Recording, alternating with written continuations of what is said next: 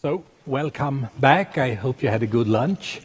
Now it's time to discuss about the promised land of genomic medicine. So in this panel, we're going to discuss aspects of medicine and genes.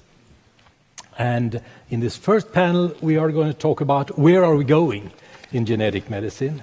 And then in the second panel, after a very short break, we're going to discuss how we get there. I expect there will be quite a lot of overlap. Towards the end of each panel, I'll give you the opportunity to ask questions. So please don't be shy.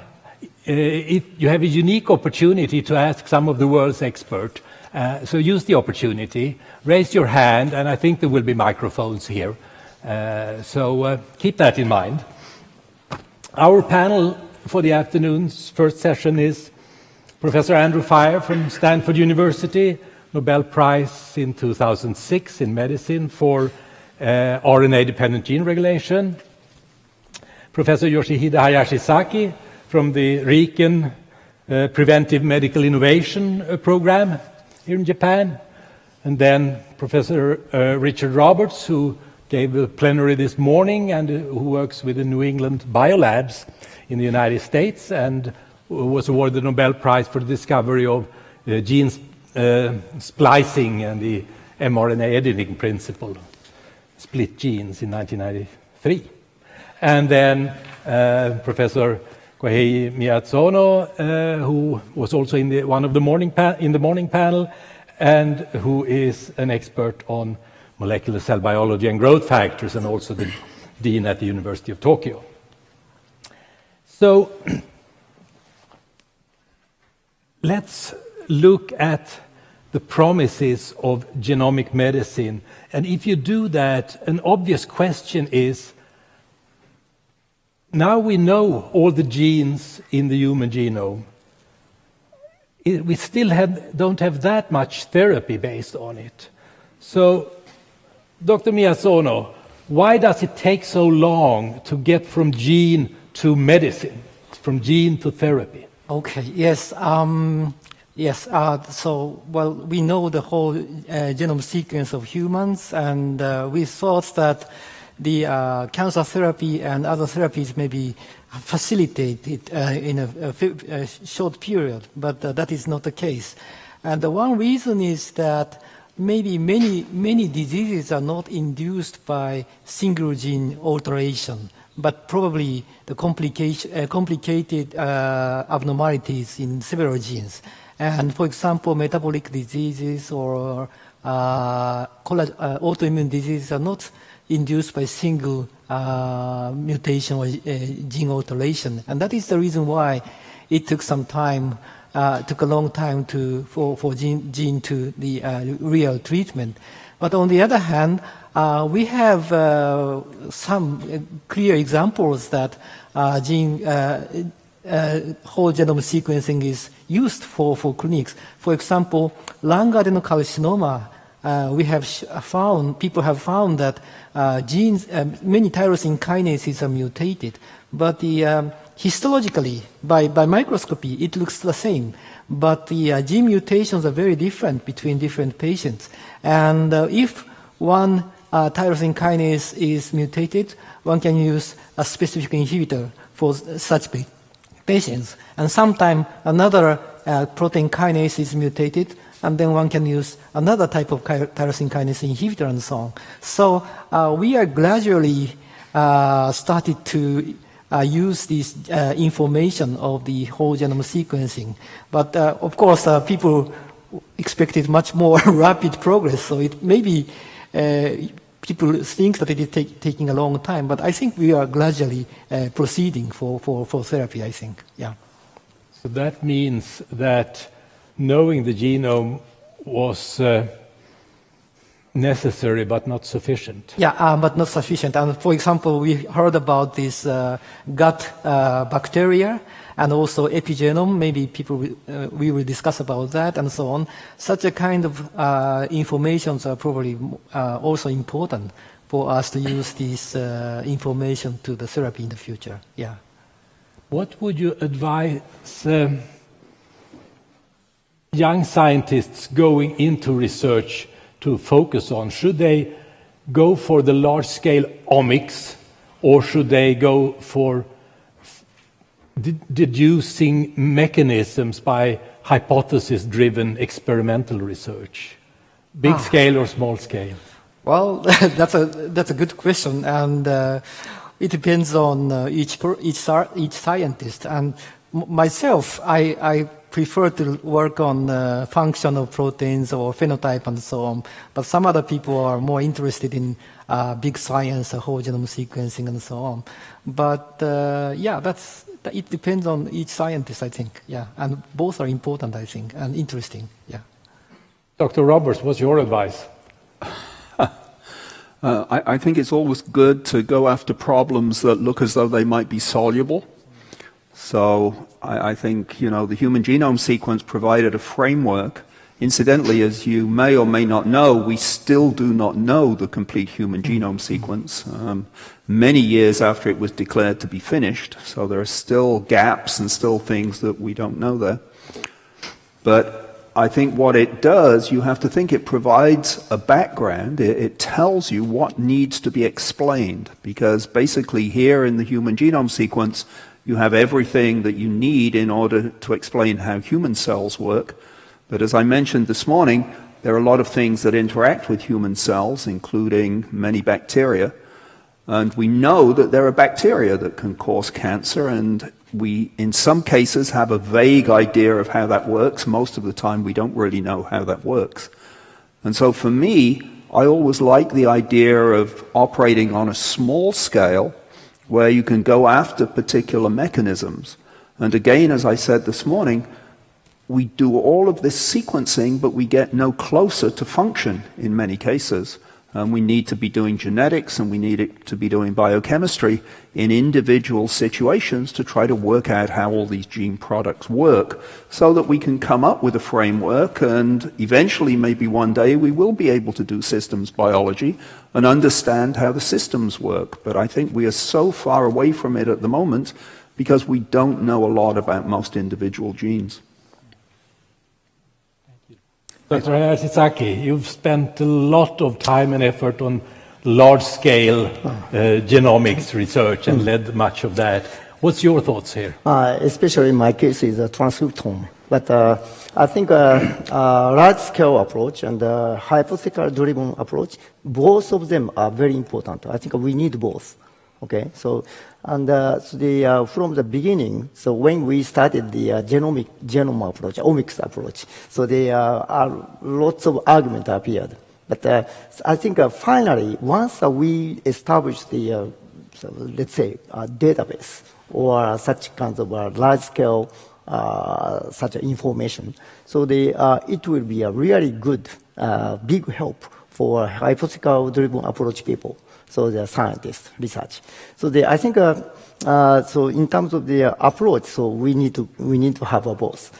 And also there is an argument that the genome sequence still it's a genome sequence.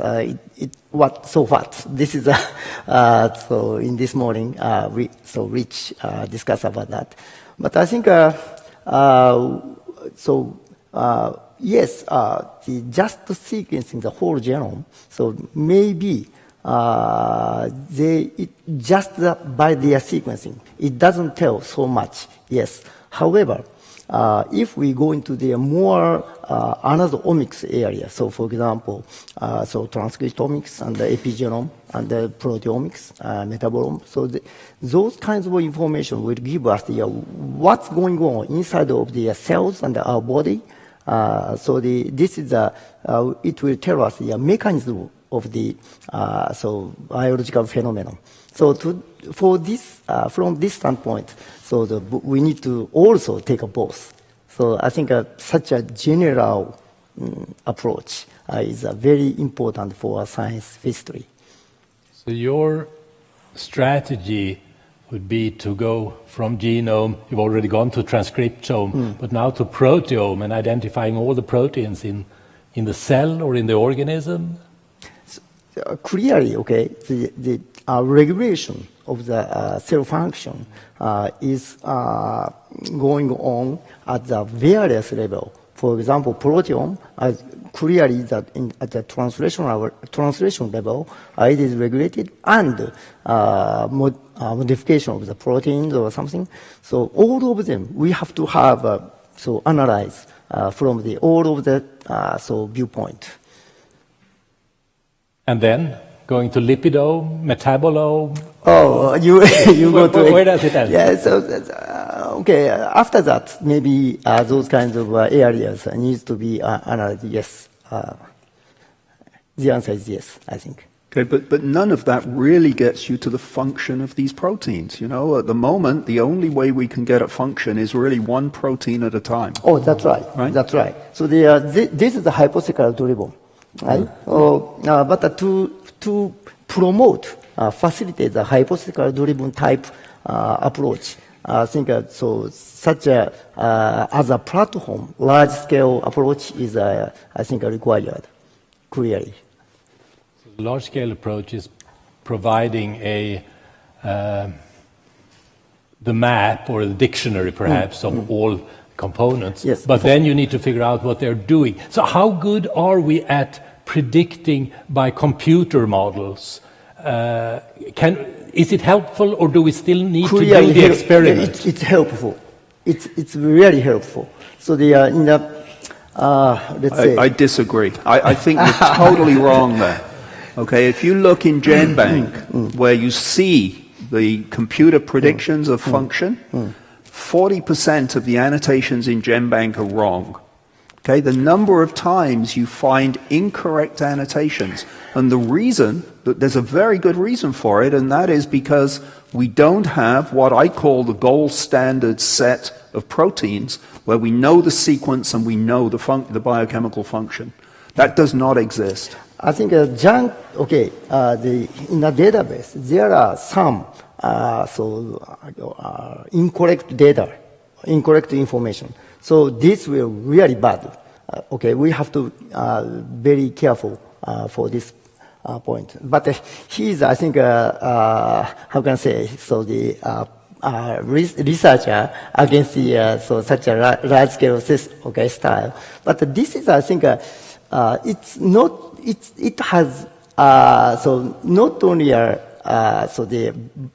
negative the aspect, but also a positive aspect clearly. I think once sequence is a sequence, but once the genome sequence is achieved, everyone are using, even him, he is using. I think. Dr. Fire. I think one of the for people who aren't sort of part of this debate, I think it's really a temporal debate and an operational one. Right now, if we sequenced your genome, we would find at most a few loci that would tell us anything. And it would still be a little bit cheaper to just go and sequence those loci. Oh, yes. At some point in the next few years, it'll simply be cheaper to sequence the whole genome and deal with that amount of data. It's maybe not right now, it will be soon. And so I think some of the discussion that's been going on is of the question of whether there's some benefit in generating the extra data, not that we'll be able to interpret it, but simply to archive it, because you don't have to go back and do the test again. And the question is, what day do those two cost-benefit curves meet? And it will be soon, even for people that say we don't need more than 100 gene sequences. It will be cheaper to do the whole genome at that point and deal with the data. And so I think that, when that date comes is going to be somewhere in the very near future. The question of at what point we're going to be able to get more information from the genome, substantially more information from a person's genome by itself than we can now, it's going to be a very long time. There really isn't that much in your genome that's going to tell you something that you really, really wanted to know desperately. That's one of the issues. There's information elsewhere. There's information in, as Rich mentioned, the gut microbiome. There's information in your immune system and the way it's been poised at any given time elsewhere. But any one of those things in isolation is going to be very limited in what it provides. But we also have to learn out what all these RNAs are doing, right? I mean, most of the genome is transcribed into RNA, and for most of it, we don't know what that RNA is doing. But we know that there are plenty of RNAs, such as the one you're interested in, that do very important things in the genome. So that's a whole new ballpark to get involved in. Right, and an exciting area of research. Some of them are probably junk, though. I need to protect the situation of the computer people. Once we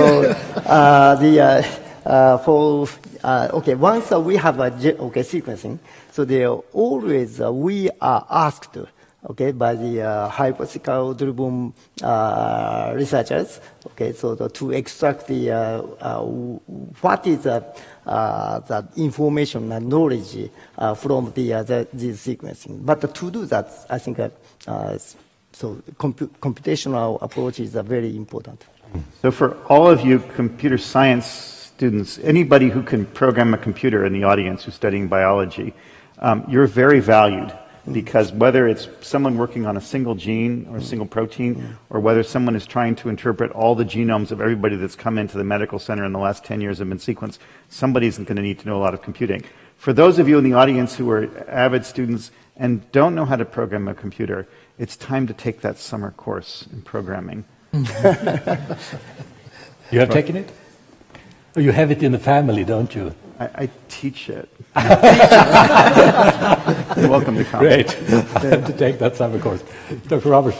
Yeah, it's absolutely true that bioinformatics are going to be important, but unless we learn how to do it properly, and we don't know how to do it properly at the moment, we're going to be in big trouble. And the way you do it properly is by making predictions, which any competent bioinformatician can do at the moment.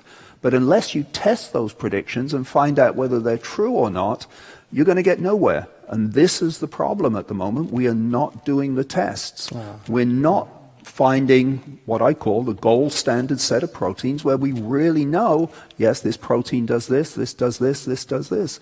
And we're not spending the money, and it's not a lot of money to do the tests so that we can do bioinformatics properly.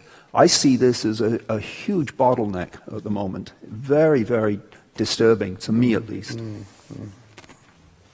I think that for one of the models for how to solve the problem is to have a group of bioinformaticians working here and a group of experimental biologists working there. Another model is to have people that are really multiply trained, and so they can be trying to understand something and also able to deal with the bioinformatics. That's going to have a lot of advantages for people to really have a combined knowledge of different areas, and the amount of contribution that one person can make working on one protein. This was Arthur Kornberg and his sort of mantra, one person, one enzyme. The amount of contribution one person can make is tremendous, but you're going to have to, as students, you're going to have to actually be able to make it from understanding a lot of different perspectives, the biochemistry, the biophysics, the computational biology, not bioinformatics, all these things together. So, and that's true irrespective of whether you do large-scale biology or you're an experimental team, isn't it? That you can use and you need to use so many more approaches, be it from biochemistry to histology to physiology or to bioinformatics. Yeah, absolutely. Which also makes it more fun, doesn't it? It makes it more fun. You're going to be training for a long time, but enjoy it. This is actually something that you can get undergraduates involved in. So you can imagine undergraduate classes in which they're given a family of proteins, maybe differ by 90, 95%, 85% homologous to something we really know what it is, and find out at what point it no longer does the same thing. This is an excellent undergraduate exercise. Might find something interesting that could be published. You can certainly get funding in the US from the NSF to do this kind of work. So I think there are new creative ways of looking at this problem that maybe some of you in the audience can say, oh, this would be a very good thing to do. And, if you consider the human genome, 25,000 proteins, that's not so many. If everybody took one We could easily find 25,000 people to go chasing some of these. Not everybody will be successful. And if you've got a good prediction, if I've got a good prediction, I can probably even find the lab to go to where they could test it easily for next to no money. It just needs some organization. One protein for one student's strategy. So that is yes. I think it's workable. But looking back the past history, I think let's say the omics approach, okay, will give us the new style of research. This is a data-driven style, and clearly after that, so the so it could contribute to the hypothetical driven approach. In any case, combining both of them, finally we have to go into the each validation experiment, each by each. So in that sense, that one gene for is allocated to one, how can I say, analyzed by the one research activity. That is finally such kind of approach is required, I think. So it seems we need different kinds of expertise in one person or in a team, within a team, and we need both the large-scale operations and the small team with hypothesis-driven experiments. So that's reassuring, because there is space for individuality here in this research people. lab. Yeah. Now, bringing up individuality, I'd like to move over to the individuality of all of us in our genome. There's great expectations that we could check the genes or a certain set of genes, and based on that figure out how to treat you if you get a disease of some kind, a type of cancer or heart disease or brain disease or whatever it is. It has been called personalized medicine or sometimes precision medicine, which is, I think, less precise than personalized medicine, but still it's the same idea of using genetic information to make an individualized kind of therapy. What's the thoughts in the panel here about personalized medicine based on genetic analysis? Who would like to start?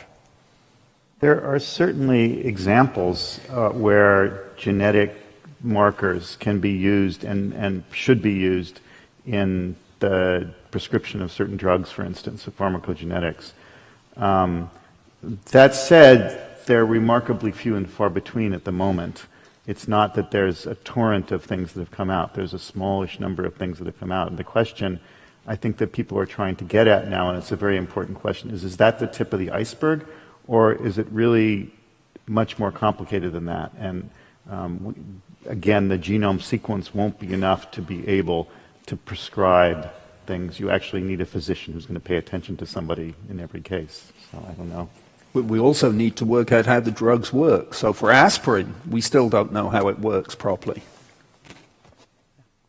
And yeah, so precision medicine or personalized medicine, maybe to find the oncogenes or some anti-tumor, anti-oncogenes in certain tumors, or for some genes mutated in certain genetic diseases, like achondroplasia that Dr. Yamanaka discussed today. That may be easy. And if we do the whole genome sequencing of each patient, then we can find which genes are mutated or which genes have abnormalities, and then we can plan to do some gene targeting therapy. But considering the other diseases like diabetes or cardiovascular diseases, and for example, in my field, pulmonary artery hypertension, we know that one gene is mutated in pulmonary artery hypertension, but only a few % of patients develop the diseases. So the mutation gene is not 100% important for development of such diseases. So maybe some other factors like environment or epigenomics or something is more important. So if we do precision medicine, maybe some of the diseases can be treated by such an information, but not everything, I think. Yeah. So maybe we should learn more by getting information from whole genome sequencing. Yes, it is already quite helpful in Yeah. certain diseases, breast cancer, Yes. a number of genetic diseases where mutation in one Yes. gene causes the disease. But is it the tip of the iceberg, or is that it? That, I guess, is the question. Clearly, I think so. Pharmacogenetics, so responder and non-responder, and let's say side effect, and for the administration of the drug, all of them are, I think, so such biomarkers. So it's really currently they are used, right? So I think the first single the strong locus is affecting the such kinds of a phenotype. So it's very easy to use. But from now, it is expanded to the multiple locus markers. So I think so this is a current direction. An interesting problem related to that is when we come to the common complex diseases that Dr. Miyazono mentioned, like heart disease or inflammatory disease, chronic inflammatory diseases. I guess we expected from the genomic studies that we would find a limited set of genes that were strong drivers for each particular disease. But instead we're finding lots of genes, and each one adds only a very small percentage to the risk of getting heart attacks or Alzheimer or something. Have we been taking the wrong track here? Have we expected too much from the genomics here, or how can we use this information? How should we relate to the findings that have been made? I think the markers on the genome and also its phenotype, that correspondence should be clear. Those kinds of markers should be used for a medical field. So of course there are some let's say the markers is sometimes used for so cosmetics or so esthetician or something like that. So it's not a medical. No, but I mean, if you take say heart disease or Alzheimer, disease, okay. It's the genome-wide association studies have not turned out to be very helpful. So the GWAS is show the association between the location. You analyze that's all right. the genes That's right. in a larger group of individuals, and then you see if any certain gene or set of genes is related to getting a heart attack or getting Alzheimer. So, so the use is, I think, it's my personal opinion. So this is limited. So I think gradually, the multiple locus traits or phenotype is very difficult to predict. So from now, so if the more multiple factors, are participating in the phenotype, so the more difficult it will be. Yeah, Dr. Roberts. I think you don't have to be a statistician to realize that the whole human genome population, if we could sequence everybody's genome, the amount of information you're going to get that will help you with these multi-stage, multi-gene diseases is not sufficient. You know, the whole human genome population is like a good growth of E. coli on a petri dish. There are just not that many of us. And to think that you're going to be able to solve some of these multi-gene diseases just by sequencing everybody's genome and having no idea of what the genes are doing, I find nonsense. We've already shown that GWAS doesn't work very well. We've shown that the cancer genome project doesn't work very well. Every time we've been doing this, we've gotten nowhere. Why do more? Why should we keep spending huge amounts of money doing more and more and not spending some money trying to figure out how the genes work and what they're doing? He's You have to this is disagree. extremity. You're allowed to disagree. Extremity. So I think it's a issue of the cost and performance balance. Always.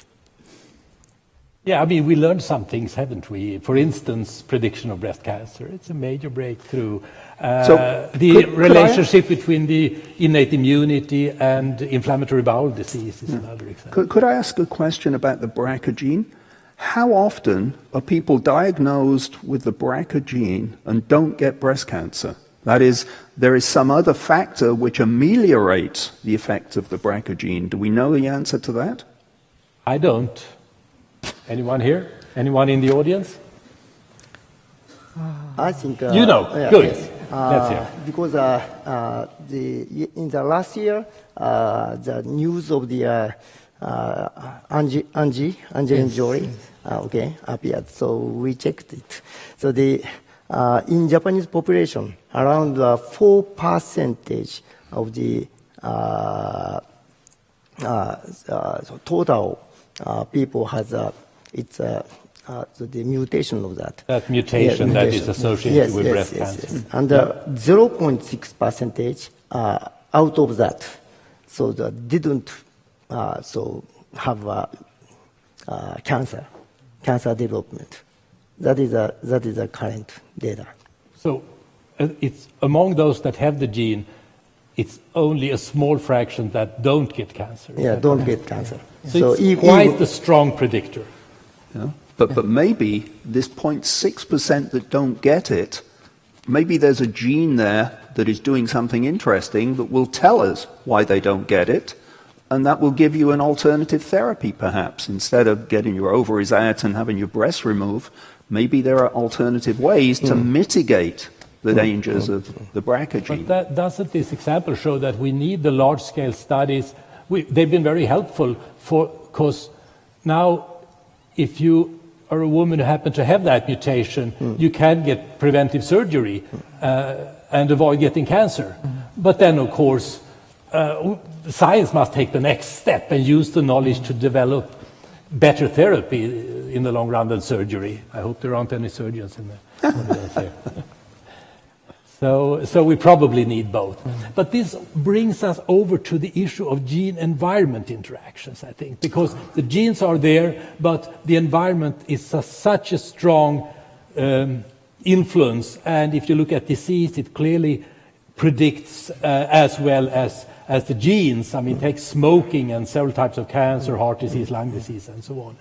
How can we understand gene-environment interactions better, Dr. Fire? I think that the first thing is that we really want to understand phenotype-environment interactions. And so what do environmental exposures writ large have to do with how our lives progress? And that's an ongoing thing. It was mentioned earlier today in the idea of monitoring people in various circumstances, that if you introduce, for instance, a new food, you should monitor people. That's a environment phenotype interaction that you're looking for there. Gene and environment interactions are also significant, particularly when it comes to pathogenic infections, inflammation, other things that can lead to long-term changes in someone's character. A microbiome would be another characteristic that would be like that.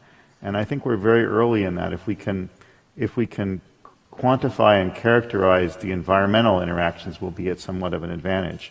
If we can quantify and characterize what happens in terms of gene expression, in terms of the epigenome, which is where the interactions are going to be seen, that will also be valuable. We're really far towards the second, although there's challenges to doing that in a clinical population, of being able to really measure gene expression and epigenomics. We are not very far from that in terms of the first, of getting a really consistent measurement in a large population of environmental exposures. And that's something that a different kind of expertise than we have here, but a very important one. of tracking populations and tracking exposures in public health. So that's yet another type of expertise, the epidemiologic expertise with statisticians who follow health in the population and therapies in the population and risks. I can't refrain from reminding you about the story of smoking. It was found out in the British doctor study 60 years ago that smoking causes cancer and then several other diseases. Lung cancer was the first. And then it was decided that we don't need to do more research about this because people should stop smoking and that's it. But perhaps that was a mistake. Perhaps we should, of course, we should tell people not to smoke, but also find out how smoking is causing cancer, because that would tell us something about the cause of cancer and mechanisms by which cancer occurs. Would you agree that that would be a strategy, or was it right to just say, we know enough, we shouldn't do more research on it? I was a little bit young when that was going on, but I was a child at that time. I think that it's actually a very important point, is that provides us with a clear advisory for people in the general population, for patients, stop smoking. But it also provides us with an opportunity to begin to study what's happened in that circumstance, so we can maybe avoid it in the future. And as we begin to understand more about the nature of phenotype environment interactions, or stuff that you get exposed to and what it does to you, to be more precise, I think it'll be beneficial, and studying how those things work will indeed be important. You're starting to sound like the tobacco companies. Say that again. I say he's starting to sound like the tobacco companies who says, continue smoking. And now, all of a sudden, here is a benefit that can come from continued smoking. You're more medical providing experimental subjects. I don't think, one of the ways to dissuade people from smoking is to explain how beneficial it is for the finances of the tobacco companies and how much good they're doing the tobacco companies by doing that. And that actually is a good argument often to get people to convince them not to smoke. So I hope I wouldn't convince anybody to smoke. I'm not. I think if we blew up the tobacco companies and you could not buy cigarettes, that would be a better incentive. How many are smokers here? Raise your hand if you dare. There's an honest man in the back. Is it only one?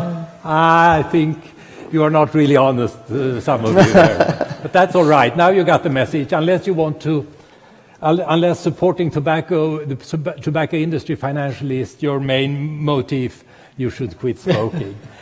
But what about other things to improve your health? Should you have your genome sequenced? Would that be helpful for health or for curiosity? Let's hear. How many here would like to have your genome sequenced? How many are there? Keep your hands up. Andy, how many percent do you think this is? 23. Good. Rich, you always... 23 and me? Yeah. What do you think? Something like that, 20%. I want to raise up. 23.5. So, what does the panel think? Dr. Yashizaki, you're for. Why do you think we should have our genome sequenced? For personal health, clearly. So, and also knowing our own genome sequence, okay, we can be prepared for the upcoming onset of the disease. So it means that we can change our lifestyle for this. Well, it depends on the view of the life of that person, clearly. Dr. Miyazora, well, maybe I will also sequence my genome. And one reason is that, of course, maybe I will develop some diseases, and then such as information will be very important. But also, the accumulation of the human genome sequencing from many individuals may be very important to discriminate which mutations are important for certain disease, but not. So I think even if you are not, you do not have any diseases, it's probably good that your sequence is deposited and also compared with other people in the for future science, I think. Yeah. Dr. Roberts, I suppose you disagree. I disagree.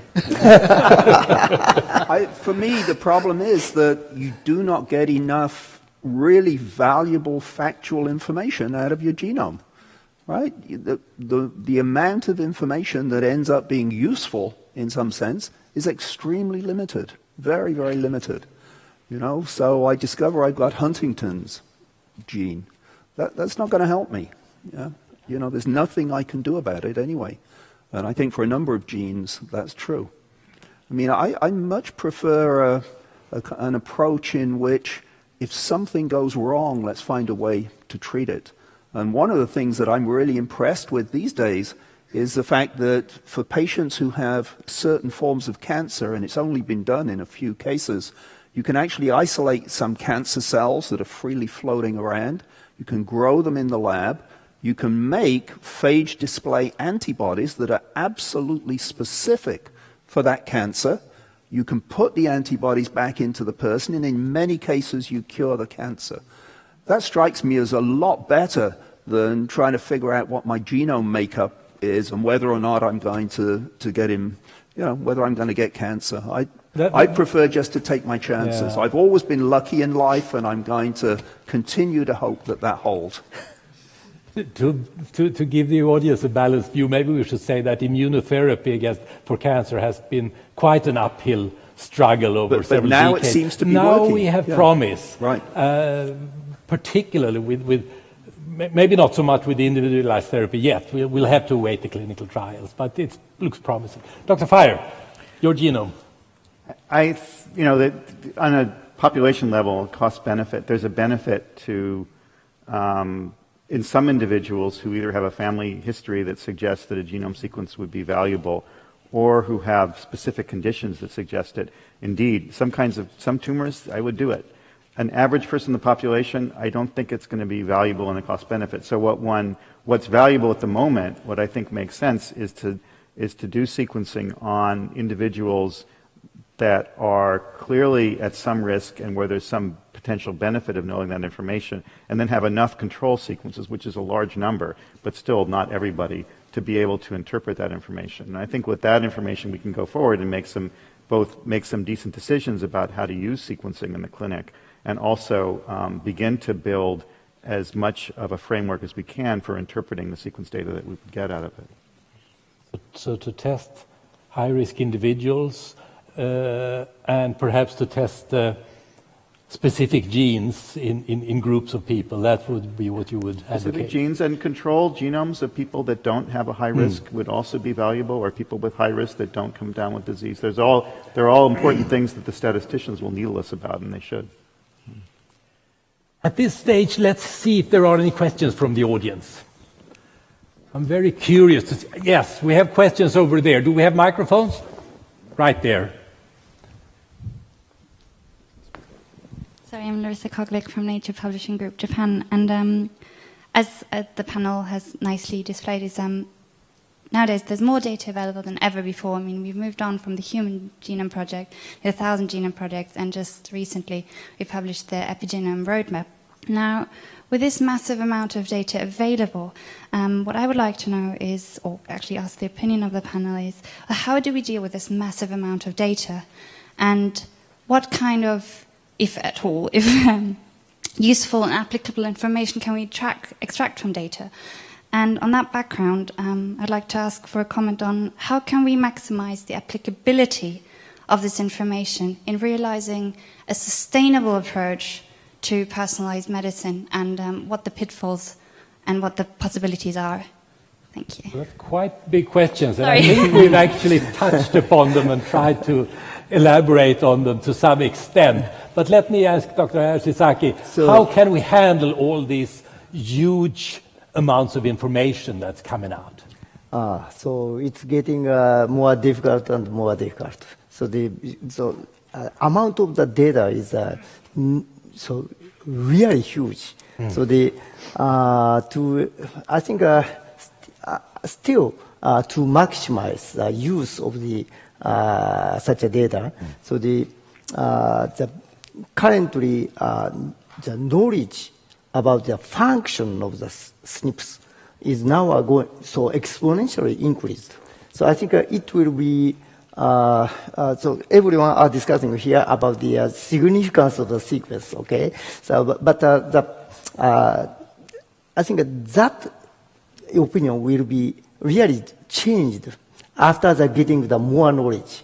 So this is the current situation, and her question is how to maximize, right? How to maximize the use of the SNPs. So it means the only one answer is to, I think, achieve the hypothetical driven approach, which he pointed out. So that will give us the function of the meaning of the SNPs. So hypothesis-driven research, but then don't forget the summer school in computational medicine and bioinformatics. Are there more questions? Yeah, please, here in the front. You get a microphone here in a second.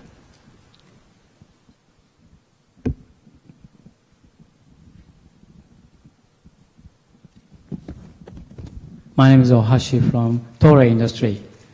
I'm very much interested in this discussion, and I have two particular questions for Dr. Fire. I think the promised land of genomic medicine, one of them is that the preemptive medicine, and the other are precision medicine. So to create this kind of future stage of the medicine, I think RNA biology has a more crucial role in discover the precision medicine. For this context, I think Dr. Fire has your own perspectives. That's why I want to ask you. And the other one is epigenetics. This is a more important aspect of the genetics. Perhaps Dr. Roberts has perspectives in this. Okay, let's see how much we can go into it, but let's hear about RNA biology here, Dr. Fire. What's your comment? So RNA biology gives us ways to manipulate what's going on in cells, in some cases without changing the genome, and that's a value. The delivery of RNA is quite difficult to human cells, and the efficacy, the amount of gene knockdown or gene activation that you get from RNA is limited. So that's been a challenge that some companies and some really, really qualified biochemists and biophysicists have got at. The other side of that coin is worms respond great and insects respond great. This is how plants respond wonderfully to all these mechanisms. That's how they were discovered by people working on plants and worms and other small beasts. It turns out that a lot of what we do with our life is to control plants and worms and insects. And so from those perspectives, RNA might be a really rather remarkable tool. And those processes have progressed. It turned out that they really predated the discoveries of the chemical nature of the silencing trigger. Various groups were already starting to use these mechanisms to silence genes and getting beneficial work out of it. And I think that will certainly continue. Thank you. We've already discussed precision medicine, and I think there's so much disagreement in the panel that I don't dare to open that discussion again. But let's conclude now, because we're actually running over time. And we've gone through and discussed the landscape of genomic medicine. And as you've heard, an enormous amount of data has been generated, and we're going to do more. We're going to see more now on the protein side of things and on how the genes are used. And we're going to need all that, and we're going to need computer experts and statisticians to handle it, and population experts. But we're also going to continue to need the experiments to test mechanisms to figure out how things actually work that are encoded in the genome. So it's exciting times for life science and all kinds of life scientists because we still have a lot to do. A lot has been done, but there is more to do. And with that, I think we'll close this panel. Thank you so much for participating and for attending.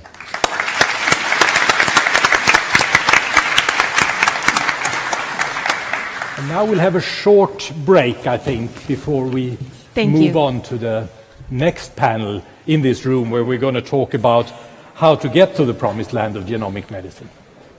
Yes, thank you, gentlemen. Thank you. This concludes Stream 1A, and we will now like to take a 10-minute break because the next Stream 1B will start at 3 p.m. The next Stream 1B is entitled The Promised Land of Genomic Medicine. How do we get there? Streams 2 and 3 are being held concurrently on the 5th floor. So if you would like to visit those, you're welcome to move freely between streams. So please enjoy your break. We'll be back in 3 p.m. And just for your information, there's one restroom on the 7th floor, but there are more on the 5th floor if it's crowded. Okay, thank you. Please stay with us until the end of Nobel Prize Dialogue Tokyo 2015.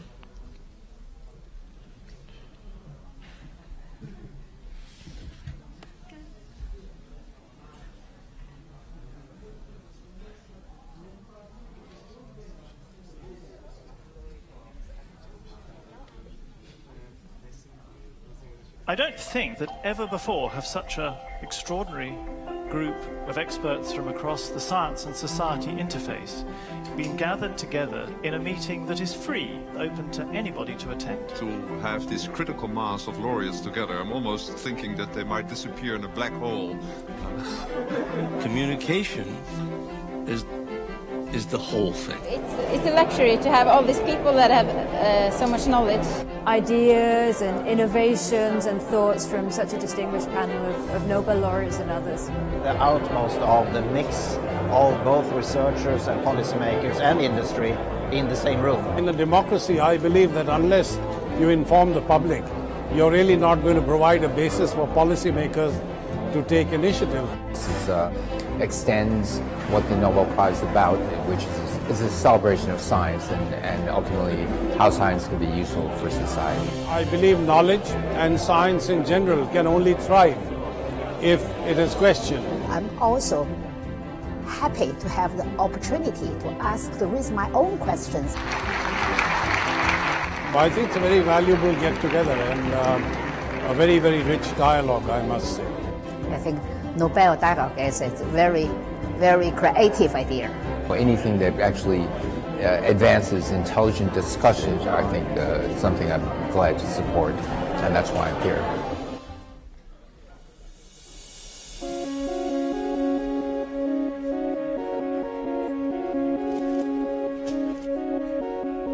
That the Nobel Peace Prize for 2009 is to be awarded to President Barack Obama.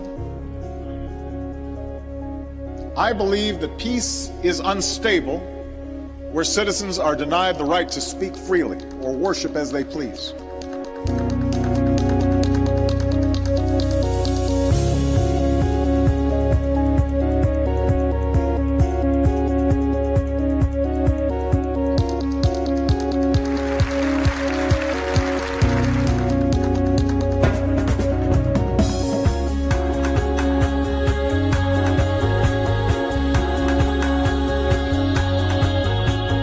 Let's begin this ending now. Thank you so much.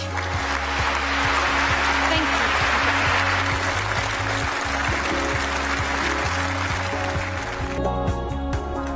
you. If I am asked why I'm fighting for democracy in Burma, it is because I believe that democratic institutions and practices are necessary.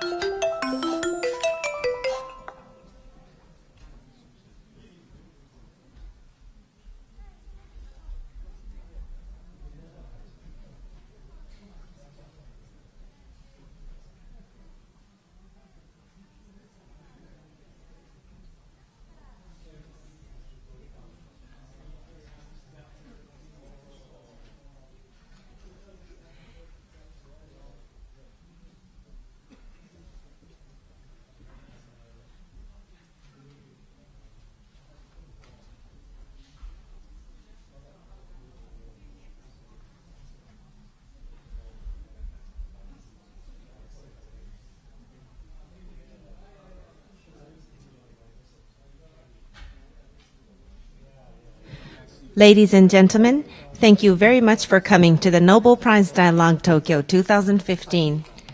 Please kindly proceed to the front of the hall to fill the seats from the front, and please make yourself comfortable.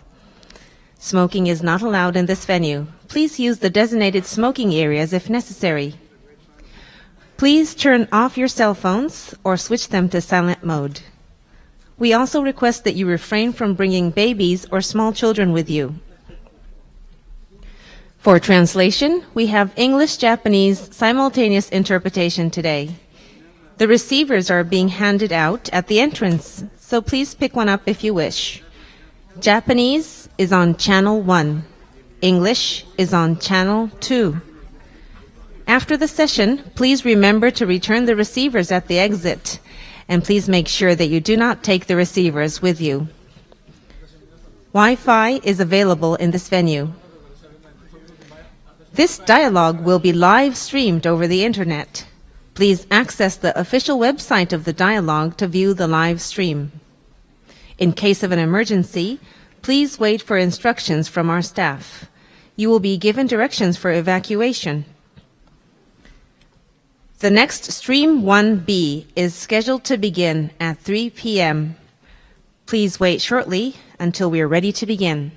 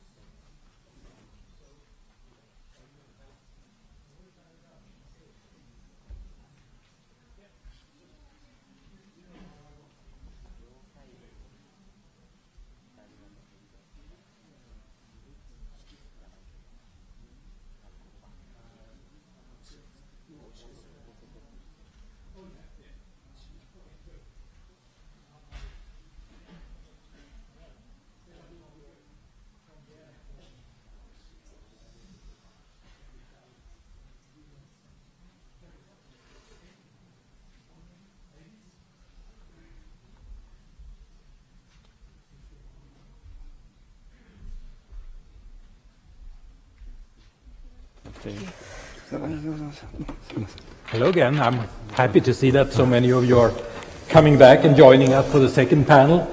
So let's see if we start with Dr. Pang over there, and then I'm here. I like to have Mr. Hasegawa here. I'm here. And then, please, okay. Dr. Miyazaki, Dr. Gath, Dr. Yamanaka. Here?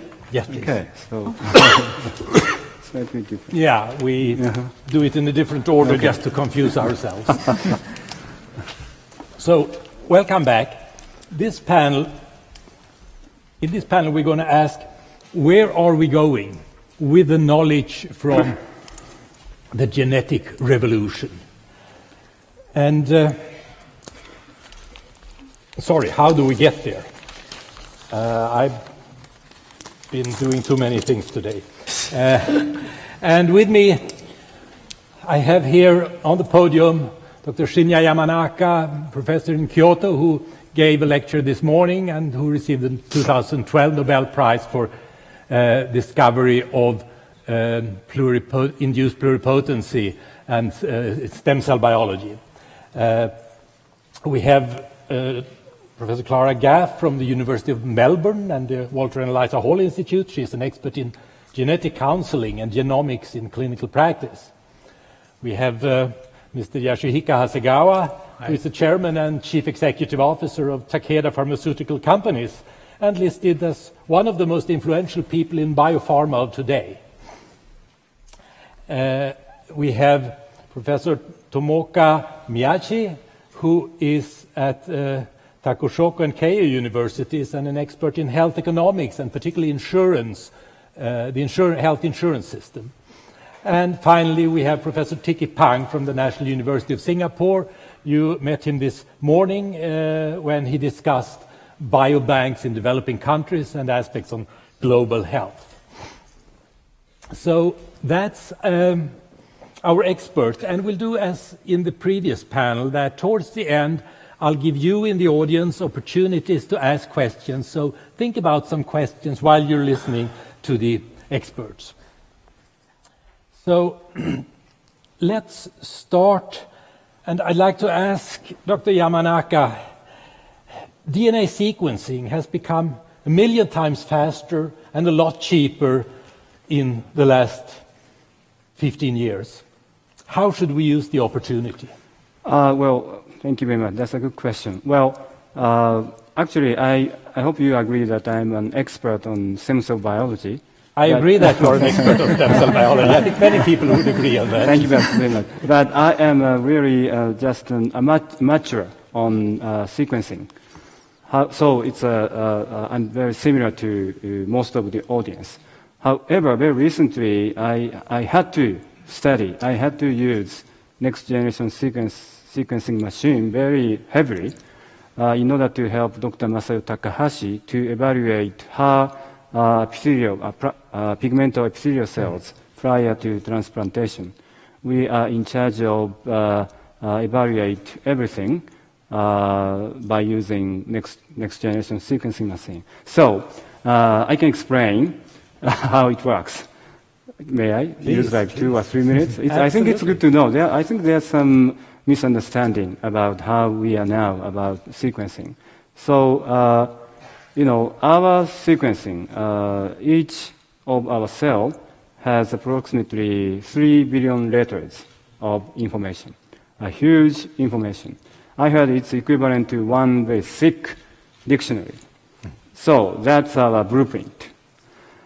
In order to read that very thick dictionary, we now have a next generation sequencing machine.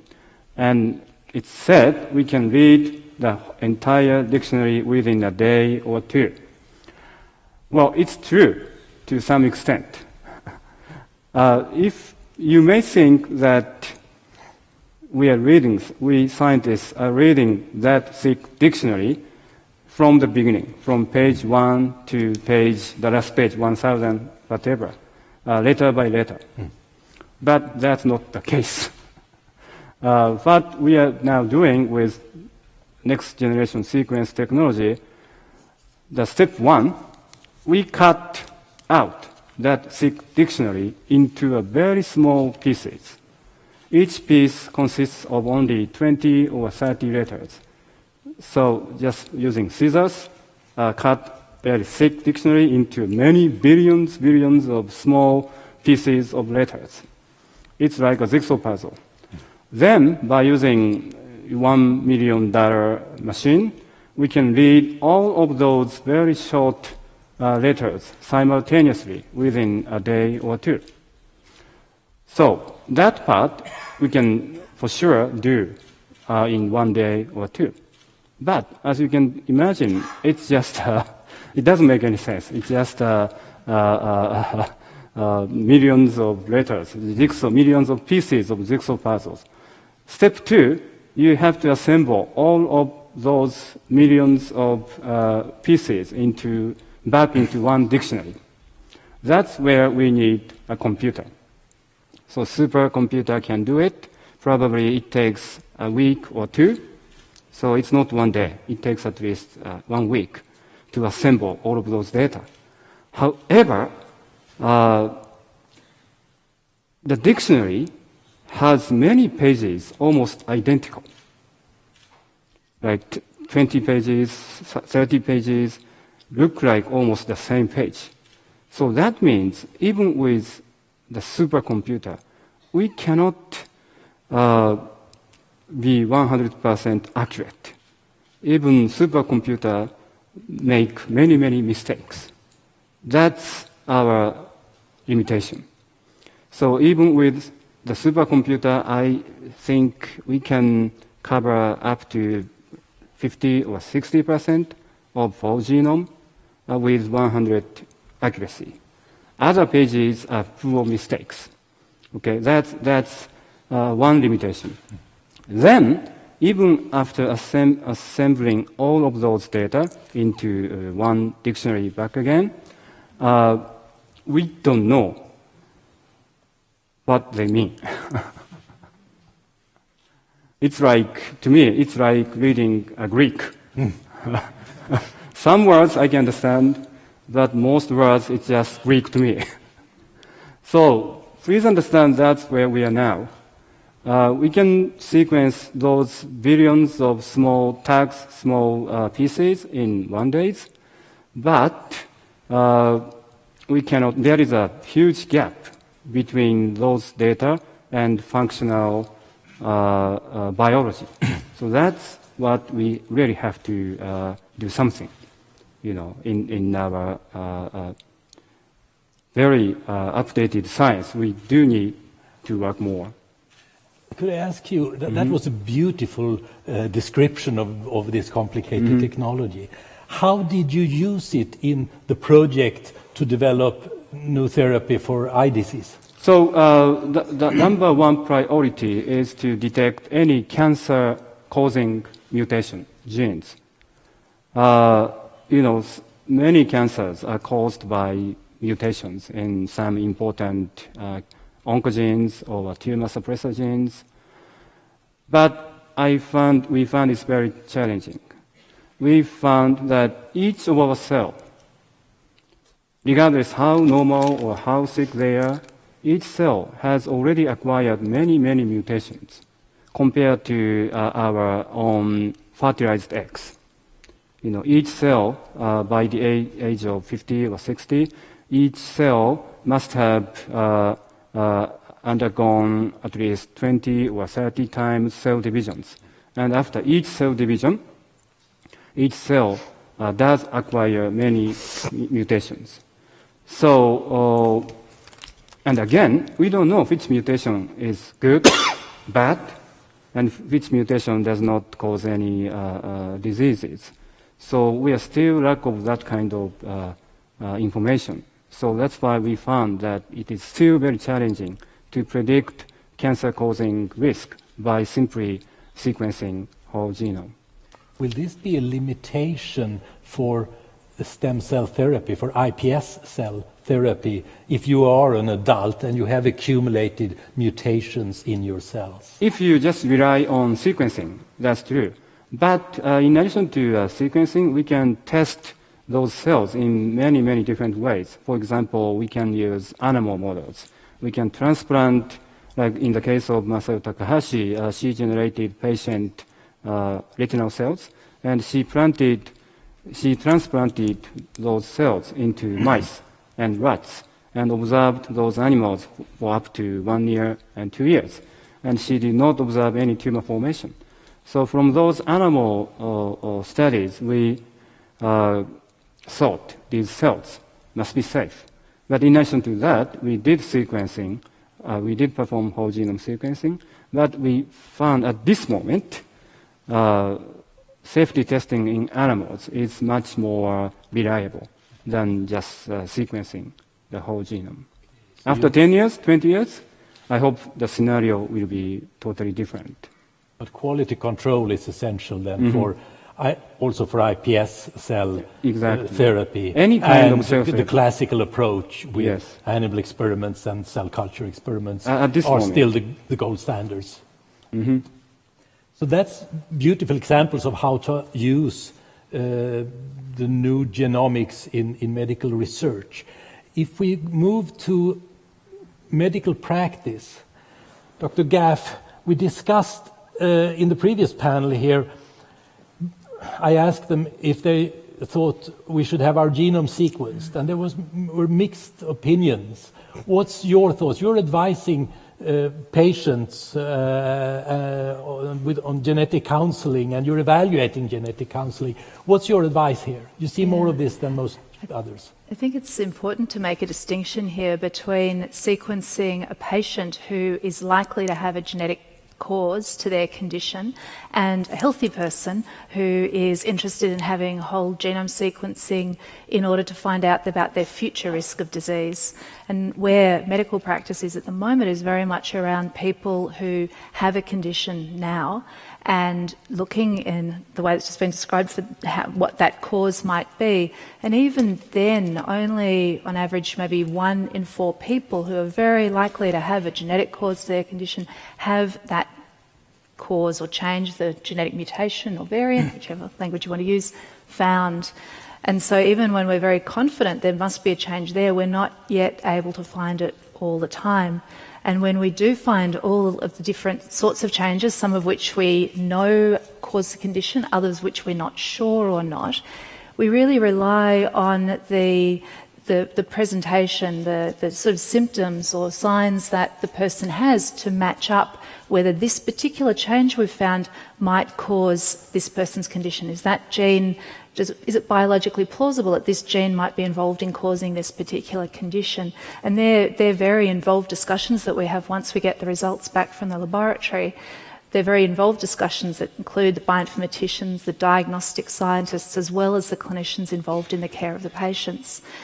And so that in itself is very complex. When we think then about healthy people who are wanting to have a whole genome sequence to look at what their future risk might be, there's so much there that we don't know that we could to really make good predictions about the future. So it might be that one change is found that's well described and we know carries a certain risk. But if somebody doesn't have any of those found, it's more likely to get lots of uncertain information back. And there's, the thing we worry about, I guess, is false reassurance that we can't really exclude the possibility of getting disease in the future. If you look at the patients or individuals, I should say, that undergo these genetic tests, which is the largest group today? Is it children and families with genetic diseases, or is it people with high risk of cancer, or which are the main groups here? Yeah, that's good. So I'm going to make a bit of a distinction here about the different technologies that we're using in medical practice. So for many years now we've been using genetic technologies where the gene, 1 or 2 genes that are cause a particular condition might be sequenced. So for example, the well-known example of hereditary breast ovarian cancer, where there are 2 genes, BRCA1 and BRCA2, and that genetic testing, just looking at those 2 genes, has been available for many years. And I would say probably that area is one of the largest areas, the most common areas of testing to get genetic information. When it comes to genomic sequencing, where we're looking at all of the genes, almost all of the genes in a person, that is more people, children or adults, that have got conditions that haven't had a good genetic explanation in the past, or where their condition may be caused by many, many different genes, more than we could afford to pay for on a gene-by-gene basis. So a whole exome, so it's all of the coding regions of a gene, is probably about the cost, roughly, of sequencing 1 gene now. And people who, it's not clear exactly which condition, they may have 2 conditions that look quite similar to each other. So the emphasis is very much on, I always hesitate to use the word rare genetic diseases, but let's say classical conditions that have been known, or where there's a constellation of signs that suggest it's something that they've been born with. If you take diseases like thalassemia, for instance, when I was in medical school, it was done by analyzing the hemoglobin protein. Is it done by DNA sequencing now?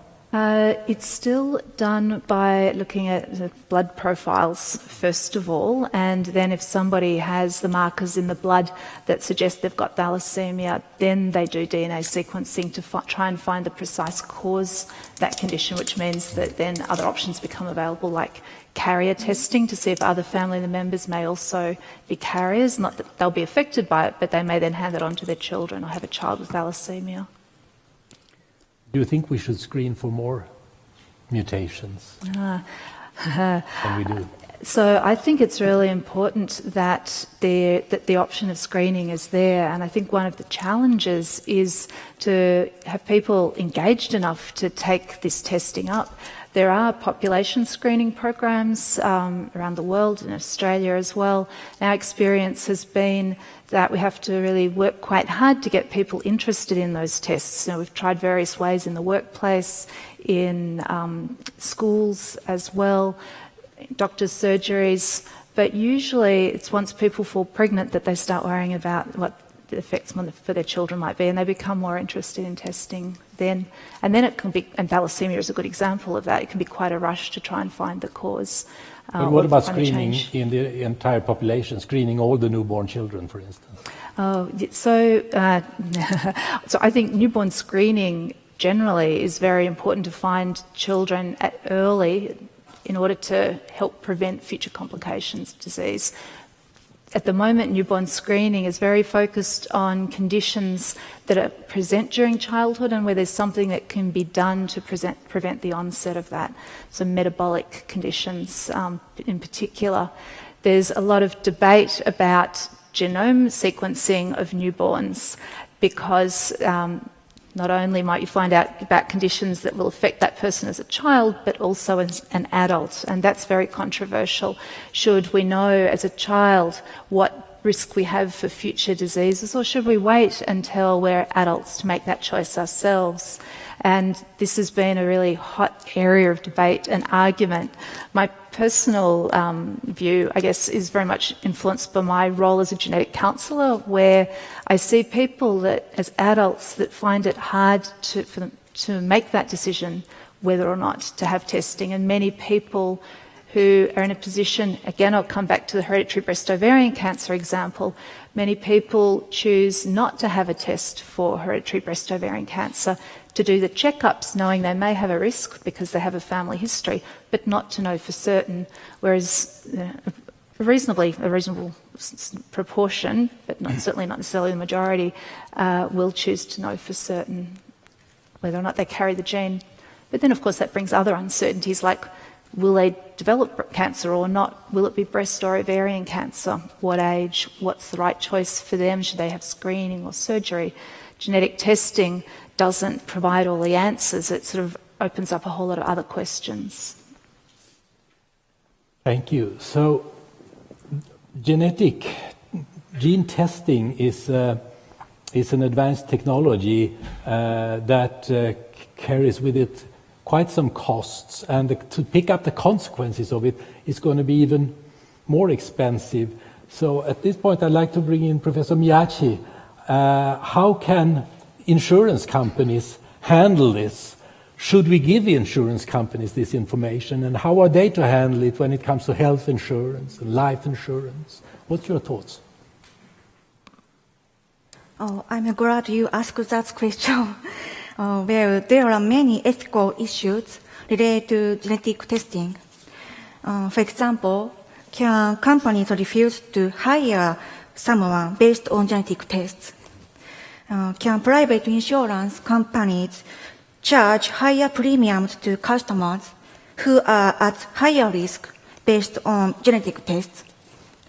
And how genetic testing technology affects the private insurance industry in Japan is what I'd like to focus on.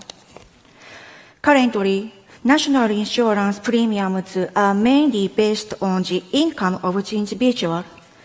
However, private insurance premiums are based on risk analysis. This is why a higher risk brings a higher premium, and a lower risk brings a lower premium. I'd like to tell you a story that most of you are probably aware of. 2 years ago, Angelina Jolie had both of her breasts removed. Both her mother and grandmother died of ovarian cancer when they were middle-aged. Her mother died at the age of 56. Her grandmother died when she was 45. Therefore, Angelina Jolie had a predictive genetic test to see if she carries a cancer gene. Her test was positive, so she decided to have a preventive double mastectomy.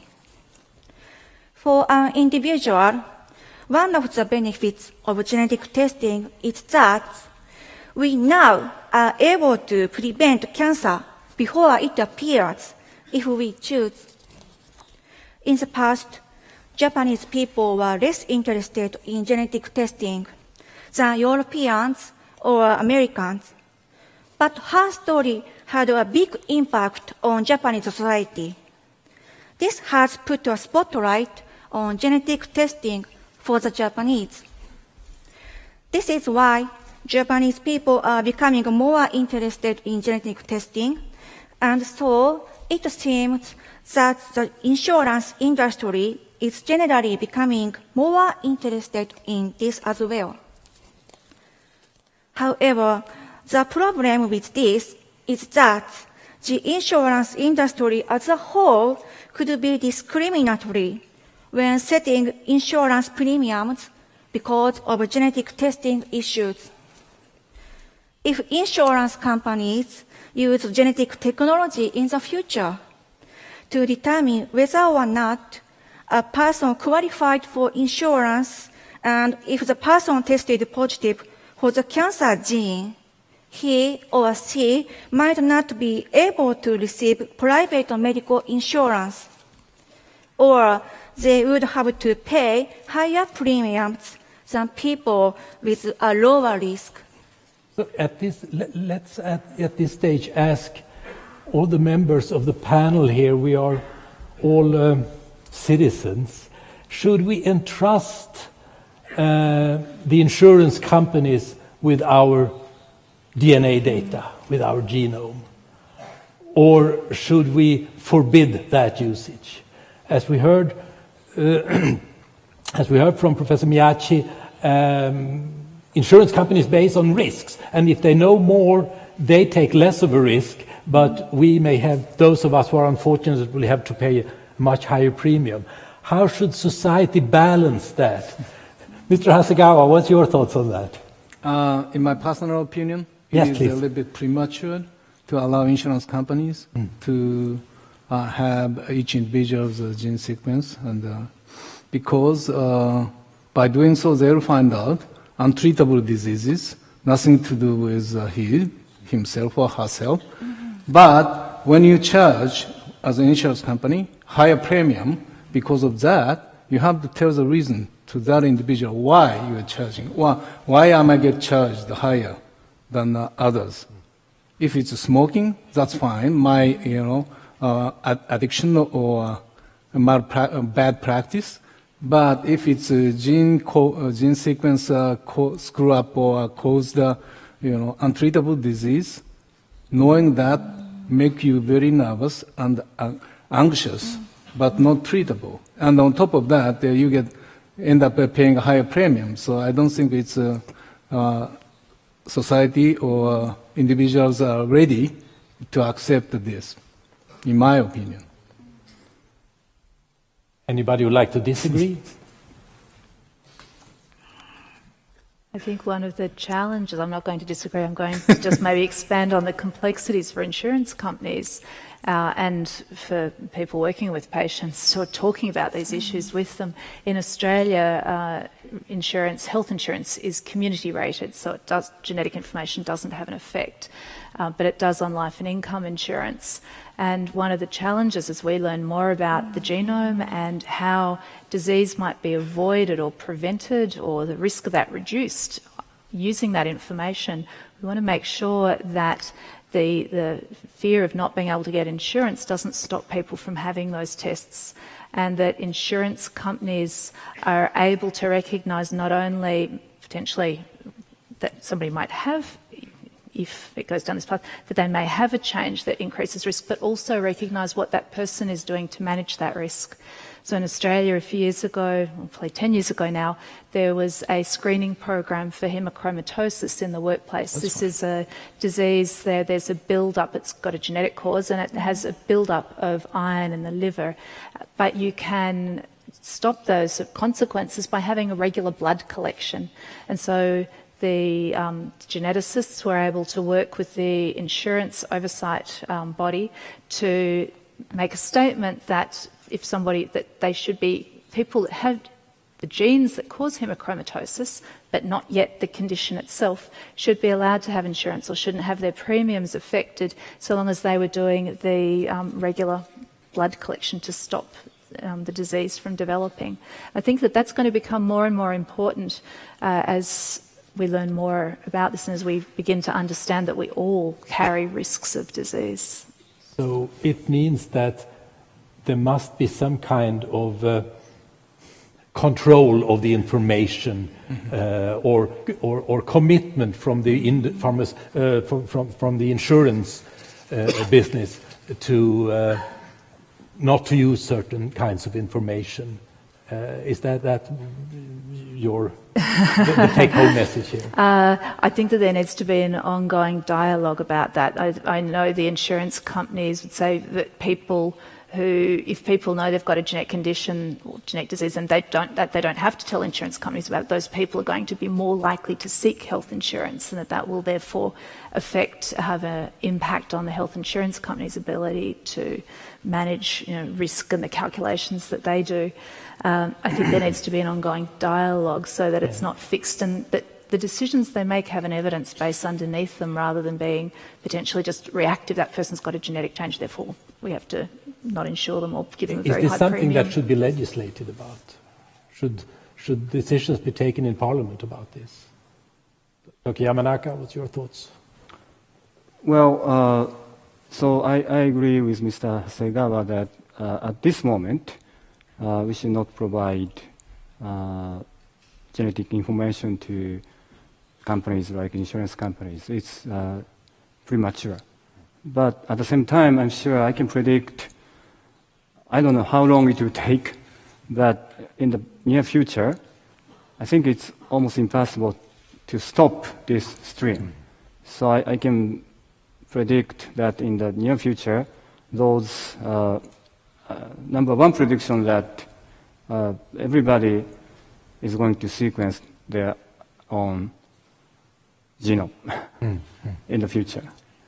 And that's going to be shared by doctors, and probably that information is going to share by insurance companies as well. I think that stream is probably 100% for sure. You don't think it's going to be possible to forbid the access to genomic data for the insurance industry? Well, we can stop that stream by making a law for a short period, but for a longer run, I think it's probably beneficial to share those information, provided that our society can achieve two conditions. The number one condition is that it's ultimate privacy of each individual.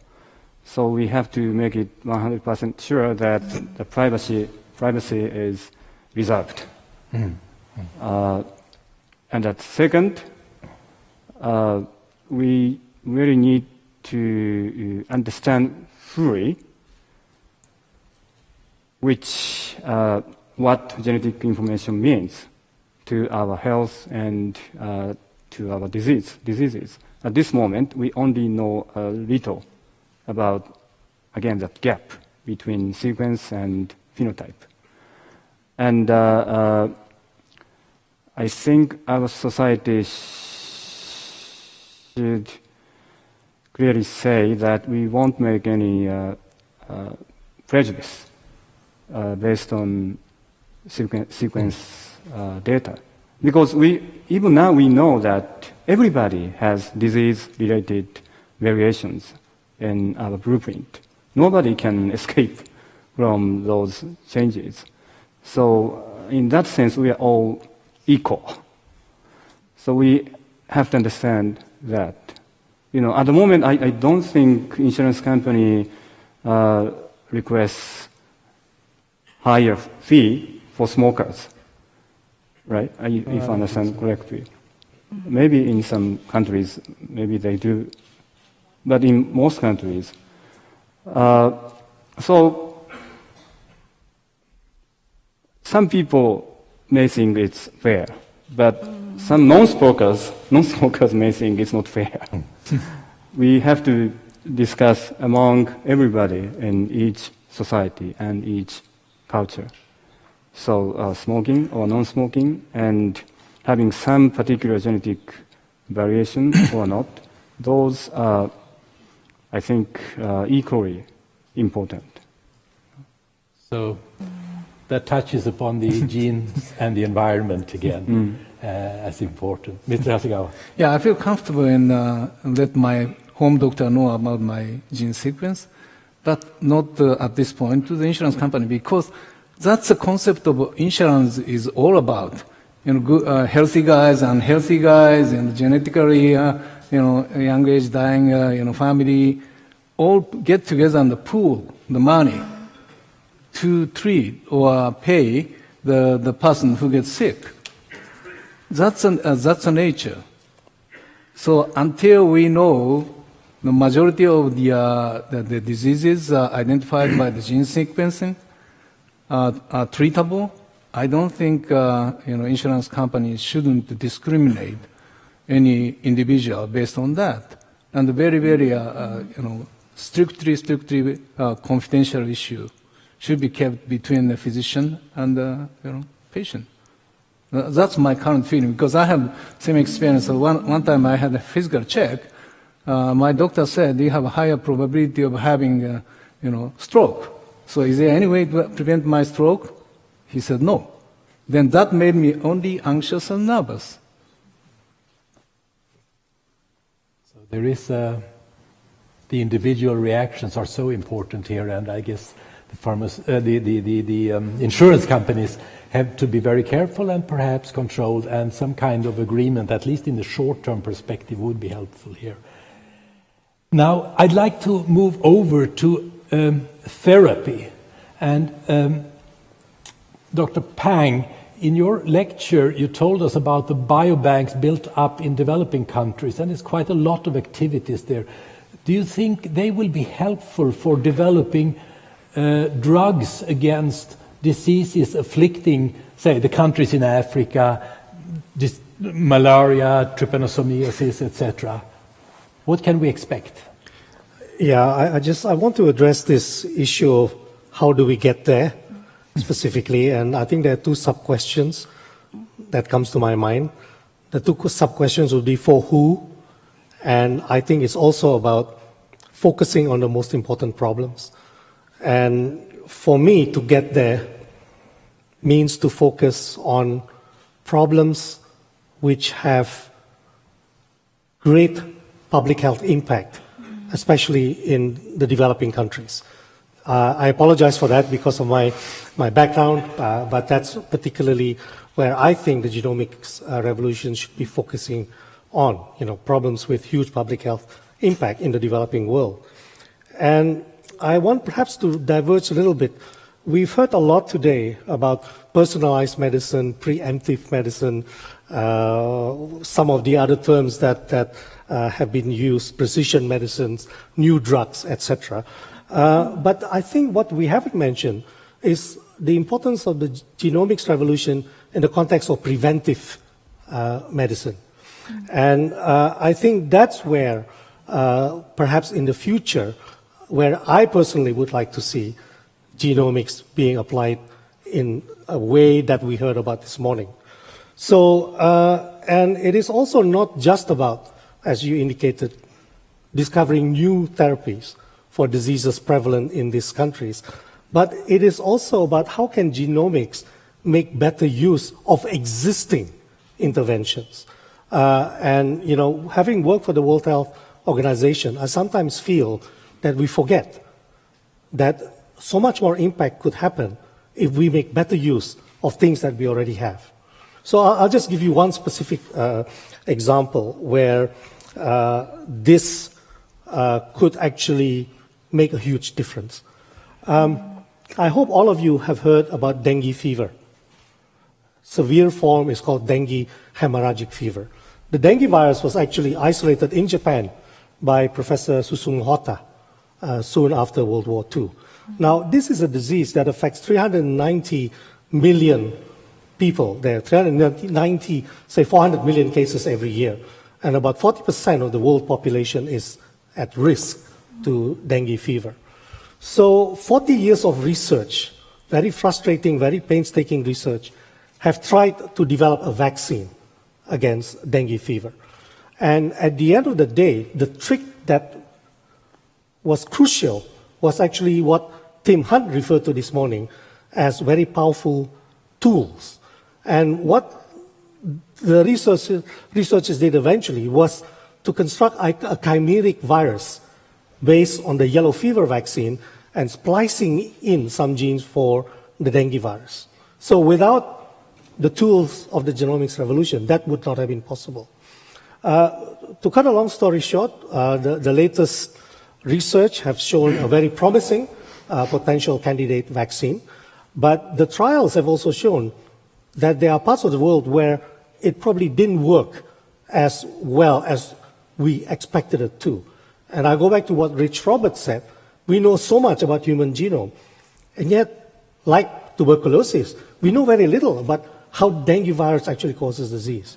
So I would like to see this revolution being applied to how do we make this vaccine work better in the future.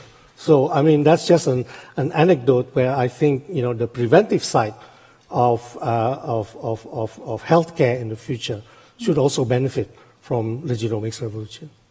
Thank you. That's very good points also because they highlight that the genomic revolution is not only about mapping your genome, but of using the DNA technology, the biotechnology, to improve the situation for mankind, be it in medicine or in agriculture or many other areas. And it built on a well-known fact that the yellow fever vaccine was probably one of the best vaccines, in addition to the smallpox vaccine, in terms of being very efficacious. So building on that knowledge, using molecular biology techniques to piggyback on that virus construct to deliver the dengue virus gene was just amazing piece of science, if you like. So, could I ask you, Mr. Hasegawa, from the perspective of a pharmaceutical company, Takeda, you have people in the company that can do cDNA cloning and make recombinant proteins and so on. Where do you think the next breakthroughs will be? Gene therapy or cell therapy? Cell therapy. You don't have to say that because we have not. Or recombinant proteins like antibodies, or is it going to be used to make more small molecule drugs of the classical kind? What's your expectations and predictions? First of all, I'm not a scientist. I have business background, so everything I talk is based on the quick and dirty homework I did in the last couple of days. But all those new technologies are very much promising, and depends on the technology's advancement, how long does it take. But at the same time, as a pharmaceutical manufacturing company, we need to also consider the affordability or economics aspect of the new technology. Because if that technology addresses to the high unmet medical needs or a life-threatening disease, value of life is equal across the world.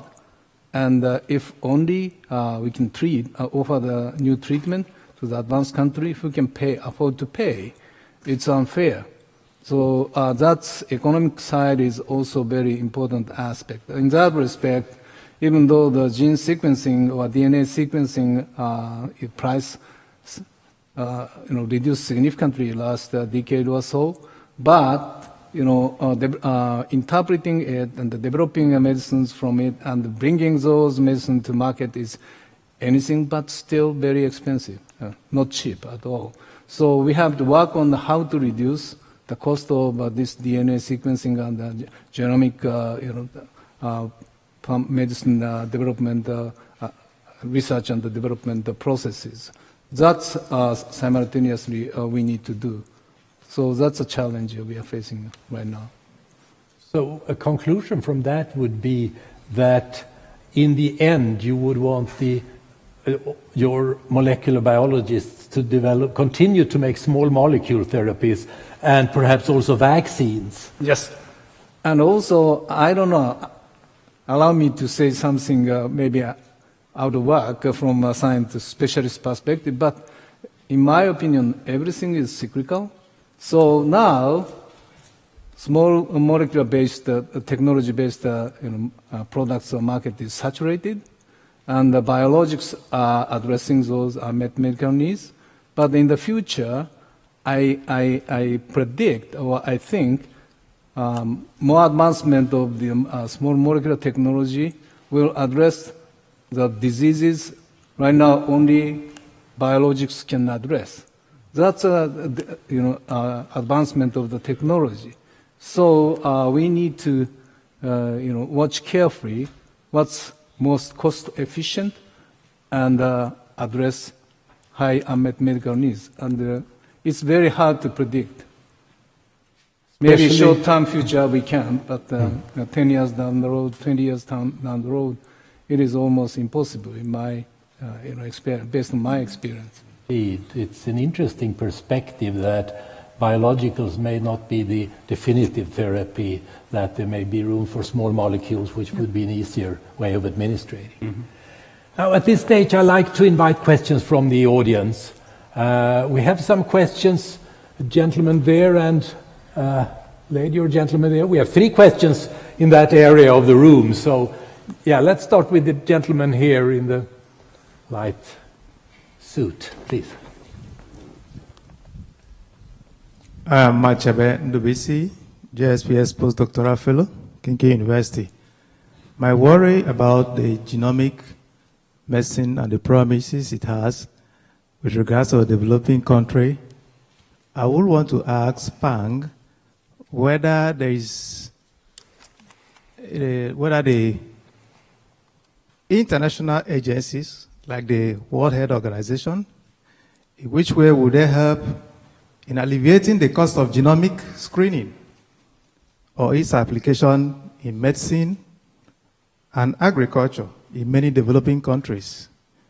Thank you.